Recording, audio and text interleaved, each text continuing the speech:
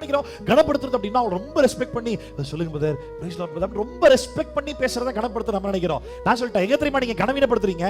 சபையில சகோதரராகிய ஒருவரை நீ சந்திக்கும் போது சரியா பிரைஸ் லார்ட் சொல்லாம நீ பாட்டு போயிட்டே இருக்கிற, அதுவே நீ அவனை கனப்படுத்தாமல் இருப்பதுதான். வாட்டியாகிய சபை, மணவாளனாகிய கிறிஸ்து, நம்ம சபையாராய் சேர்ந்து கிறிஸ்துவை கனப்படுத்துறோம். பத்தியா, இயேசு கொடுத்த கட்டளைதான், நீ என்னை கனப்படுத்துவது உண்மையானால் ஒருவருக்கு ஒருவர் கனப்படுத்துங்க. உன்னுடைய பழக்கத்துல, உன் பேச்சுல, உன் பிஹேவியரிசம்ல ஒருவர் கண்டிப்பா ரெஸ்பெக்ட் பண்ணணும், மரியாதையோட தான் பேசணும், அலட்சியப்படுத்த கூடாது, ஏனோ தானோ நினைக்க கூடாது. வசனம் சொல்லுது சாதாரணமா கனப்படுத்துறது மட்டும் இல்லையா, கனம் பண்ணுவதில் முந்திக்கோ. இது பெரிய ஆசீர்வாதம் இருக்குது. சபை ஐக்கியத்தை கர்த்தர் ஆசீர்வதிக்கிறார். இன்னும் தெளிவா சொல்றேன், உன்னை ஒருத்தர் மதிக்காம போட்டுமே அவனை நீ மதிக்க கத்துக்கோ.